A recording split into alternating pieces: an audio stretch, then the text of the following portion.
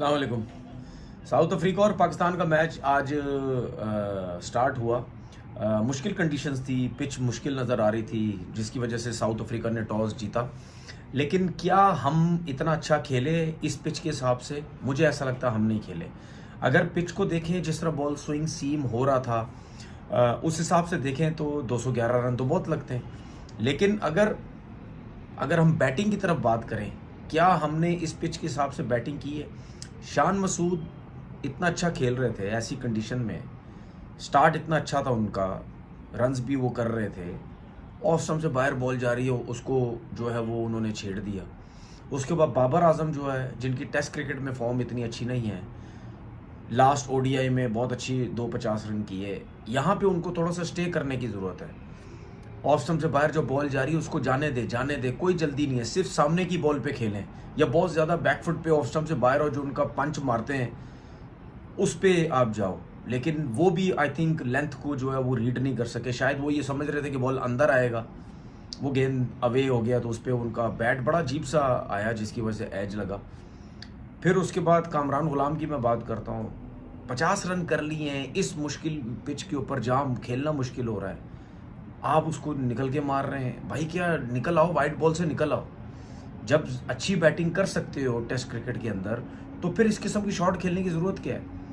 अगर आप इस पिच के ऊपर 100 करें या 70 80 90 रन की इनिंग खेले तो आपकी वाह वाह होती कि यार देखो कितना अच्छा सेट था। मैं इस वजह से कह रहा हूँ कि आप 100 कर सकते थे, क्योंकि जब आप नॉर्मल खेल रहे थे आपको बिल्कुल कोई मसले नहीं हो रहे थे।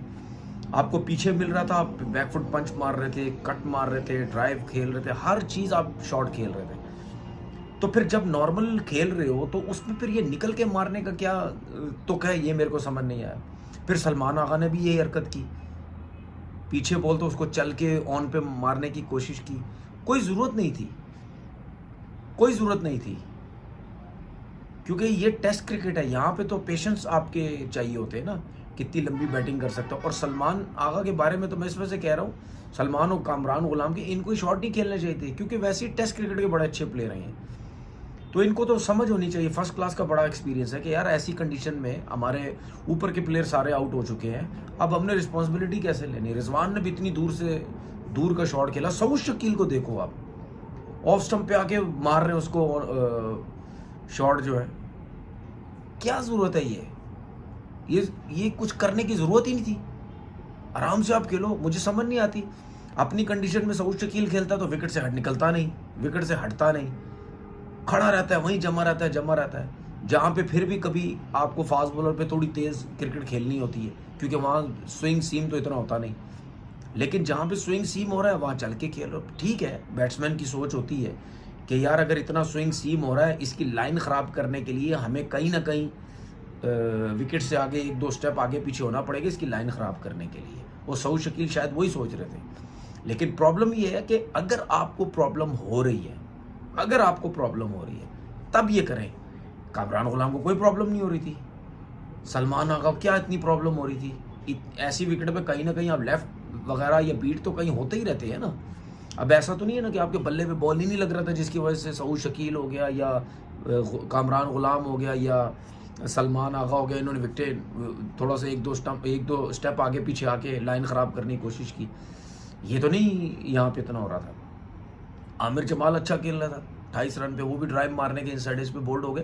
कहने का मेरा मकसद ये है कि 211 किए पाकिस्तान ने, लेकिन 4-5 प्लेयर अपनी गलतियों से आउट हुए, सेंसिबल बैटिंग नहीं की, तरीके की बैटिंग नहीं की।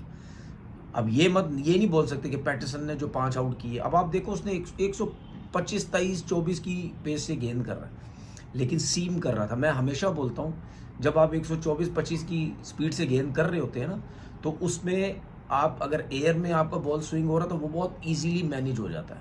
लेकिन अगर सपोर्टिंग पिच है और बॉल सीम हो रहा है दोनों तरफ, वो भी मैनेज करना बड़ा मुश्किल हो जाता है। तो उसके पास था, जिसकी वजह से उसने 5 आउट किए और अपनी लाइन से हटा नहीं, कंसिस्टेंट एक लाइन पे करता रहा। क्योंकि जिसकी पेस इतनी कम होती है वो बाउंसर या ऑफ स्टंप से बाहर इधर उधर ज़्यादा बॉल कर नहीं सकता, क्योंकि उसकी पेस नहीं है, इसलिए उसने विद इन स्टंप बॉल की। बॉश जो उनके नए फास्ट बॉलर आए, 90+ जाते हैं वो, उन्होंने बड़ी अच्छी बॉलिंग की, तगड़े हैं, तेज़ गेंद करते हैं, फिटनेस बड़ा अच्छी है उनकी। तो ये एक फ्यूचर कुछ नज़र आते हैं मुझे, जिस तरह कट से हमें नज़र आए तो इनमें भी बड़ा टैलेंट है कि आगे चल के ये इंटरनेशनल क्रिकेट साउथ अफ्रीका के लिए कुछ अरसे के लिए ये नज़र आता है शायद वो खेले। बैड लग रही वो 5 आउट नहीं कर सके, पूरी कोशिश कर रहे थे इस इनिंग में उनके भी 5 आउट हो जाए। हम ये कह रहे थे कि जी कोटजे नहीं हैं, वो नोकिया नहीं हैं, इनकी बॉलिंग बहुत ज़्यादा वीक है, रबादा जो है और जैनसन यही मुश्किल में डाल देंगे इनको। बाकी तो बड़े जूनियर हैं, जूनियर नहीं, एक ने 5 आउट कर दिए, एक ने 4 आउट कर दिए। तो ऐसी कंडीशन में चाहे कोई जूनियर है चाहे कोई सीनियर है, लेवल उसका सेम हो जाता है, क्योंकि पिच से उसको हेल्प मिलने लग जाती है तो उसका लेवल सेम हो जाता है। वो फिर किसी भी बड़े से बड़े प्लेयर को तंग कर सकता है, जो कि हमें नज़र भी आया। अब साउथ अफ्रीका के 82 पे 3 विकेट्स गिर चुके हैं। मोहम्मद अब्बास की बॉलिंग हमने देखी, आपने भी देखी, 121, 122, एक आध बॉल 127-28 पे गया, ज़्यादातर एवरेज 121-22, जिसकी वजह से वो टीम से ड्रॉप हुए थे कि इनका पेस बहुत कम हो गया और यहाँ भी नज़र आ रहा है। लेकिन एक चीज़ अच्छी थी, जो स्टब्स को उन्होंने आउट किया वो सीम होकर अंदर आया। इस पेस के साथ अगर सीम नहीं होगा, जिससे मैंने पहले बोला कि तो अब्बास के लिए बड़ी मुश्किल हो जाएगी। खुर्रमशद ने बहुत अच्छी बॉलिंग की, 140, 138, 140 पे गए, उनका पेस भी बड़ा अच्छा था, स्विंग सीम बड़ा अच्छा था।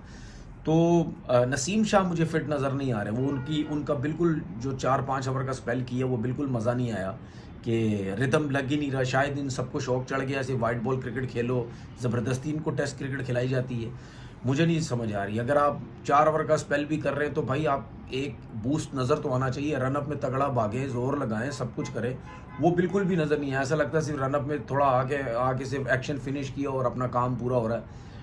सही है, ऐसे टेस्ट क्रिकेट नहीं खेली जाती। उनको भी देखें, उनके फास्ट बॉलर्स को देखें, पहला स्पेल कर रहे हैं, दूसरा कर रहे हैं, तीसरा अगर करते हैं, वो एक ही पेस से भागते हैं, वो जोर लगाते हैं। वो ये नहीं सोचते जी टेस्ट क्रिकेट है तो हमने लंबी बॉलिंग करनी है, रनअप में आराम आराम से भागे, नहीं, वो पूरी एफर्ट करते हैं। लेकिन हम क्या करते हैं ये समझ नहीं आती।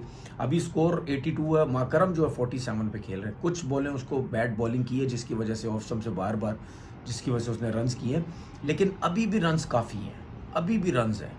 सुबह आके ज़रूर हो सकता है थोड़ा सा हेल्प मिले, बारिश के असरात भी कहीं ना कहीं बता रहे हैं, वो पता नहीं कहाँ तक जाती है।